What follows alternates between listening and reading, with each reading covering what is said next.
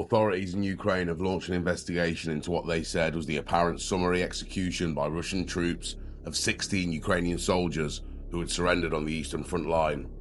This is the largest reported case of the execution of Ukrainian POWs on the front line, and yet another indication that the killing and torture of prisoners of war are not isolated incidents.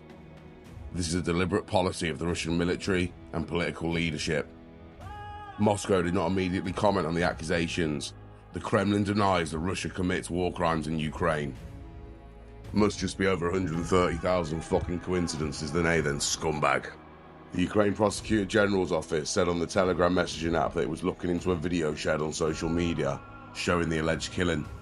In the video, grainy drone footage shows a group of more than 10 people leaving a trench. They are lined up and then fall down after being fired upon by other indistinct figures. The Ruzzian mayor. Fucking filth. Now let's move on. After 900 plus days of relentless Mordor assaults, the fortress city of Vhuledar has fallen.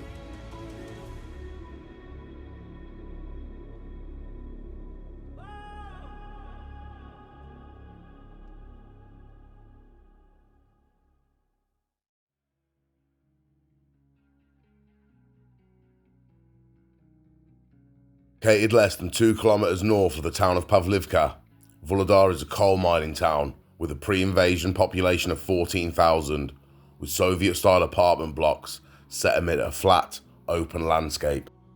Russian forces have controlled Pavlivka since around November 2022, after units including from the Pacific Fleet's 155th Naval Infantry Brigade led a charge to recapture it from Ukrainian troops who seized it a few months earlier. The naval unit suffered such major losses that a group of Marines released an open letter addressed to the governor of the Primory region in the Russian Far East, where the unit is based. The letter, published on a well-known Russian military telegram channel, ripped into the commanders, saying 300 soldiers were killed, wounded, or went missing in 4 days, and half of the brigade's equipment was destroyed. The town's relative high elevation makes it optimal for staging artillery and rocket systems to threaten not only Pavlivka, but also the east-west T0509 highway, which leads to a bigger highway connecting the port of Mariupol and the major city of Donetsk. It also puts at risk a major rail line that can be used to resupply troops in Donetsk and Mariupol, but also ship supplies west to Zaporizhia, much of which is under Russian control. Beginning in the last week of January 2023, after weeks of a rumoured build-up of Russian forces in the district, Russian units again attacked Vhuledar. Units from the 155th Brigade, as well as the 40th Naval Infantry Brigade, based on the Pacific Peninsula of Kamchatka. A unit of mobilised soldiers from the Tatarstan region was also part of the assault. By the beginning of February, the Russian assault had stalled. According to Rybar, a telegram channel believed to have close links to the Russian Defence Ministry, Russian commanders then tried a flanking assault from the north, but that failed in the face of fierce Ukrainian artillery and drone strikes from higher ground, and heavily lined mined approaches to the town. Estimates by Ukraine's general staff said Russia lost at least 130 armoured vehicles, including 36 tanks. In an interview with the Russian website 7x7, published on February the 13th, a man identified as a member of the 3rd Company of the 155th Brigade said that only 8 members of the unit survived the assault, and up to 500 soldiers in total may have been killed. Those who survived are being called deserters, the unnamed soldier said. It would have been better if I had been captured and just never returned. Moods are the worst. They wasted 500 people already, maybe more. Further evidence of a potential major loss came on February the 8th, when a post was published on a VK social media page titled Alga, which was dedicated to the Tatarstan Battalion and means forward in Tatar. We express our sincere sympathies to the families of those Alga Battalion members who were killed on February the 6th, 2023, in the course of battle, the post said. Details of casualties are still being clarified. Something bad happened on February the 6th at the front with the Tatar Battalion Alga, said Ukrainian blogger Denis Kaczynski, who highlighted the post in his Telegram channel. They write that as a result of an unsuccessful attack on Ukrainian positions, several dozen people died at once. The exact number is still not known, since the corpses lie in the fields and cannot be taken away. Sounds pretty fucking familiar by now, doesn't it? 2 relatives of Alga Battalion soldiers accused company commanders of abandoning the soldiers. One estimated the losses were the equivalent of 2 Russian companies, which would equal around 250 to 300 men. Igor Gherkin, a former Russian military intelligence officer, found guilty in his absence of MH17 and now in prison for 4 years for criticism of the Russian commander's conduct of the war, also suggested a major loss. He claimed that more than 30 armoured vehicles were destroyed and that dozens of tank crew members were killed, with even higher losses among naval infantry special forces and motorised riflemen. I should explain as well what you're seeing on the screen here. These are all of the vehicles that were identified around Vhuledar. There's over 400 here, all geolocated and confirmed.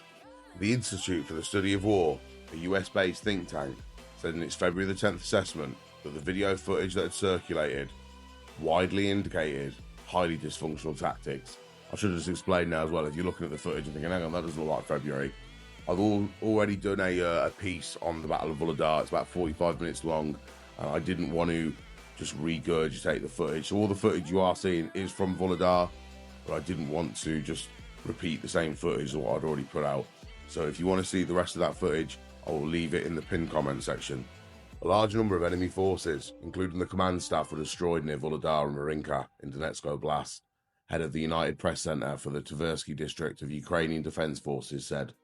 In addition, over the past week, the enemy lost about 130 units of equipment, including 36 units of tanks. Russian forces were also losing 150 to 300 Marines a day near Vhuledar. He estimated the brigade to have compromised some 5,000 soldiers in all, whose members had been killed, wounded, or taken prisoner. Vladimir Putin would later go on to remove the top Russian commander in control and ultimately responsible for the Vhuledar massacre. The removal of Muradov, a seasoned military commander with experience in Syria and the South Caucasus, offers a rare glimpse into the internal fallout from the Russian military's failure to achieve any significant territorial gains in its month-long offensive in eastern Ukraine's Donbass region.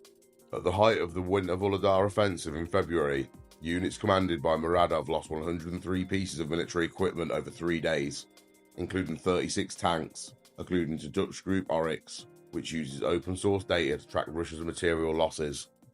At the same time, just 20 pieces of Ukrainian military equipment, including 2 tanks, were destroyed.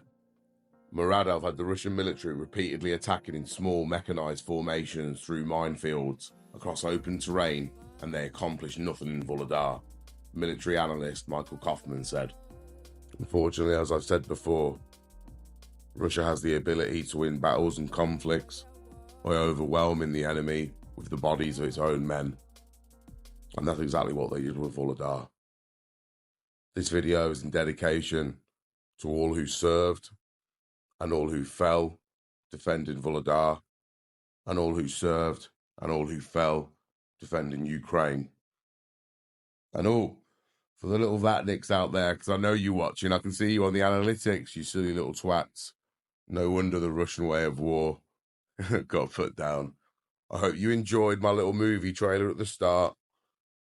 I'll leave it here, guys, for now, and just let you look at the ruined Russian equipment that was lost in the winning in Vhuledar.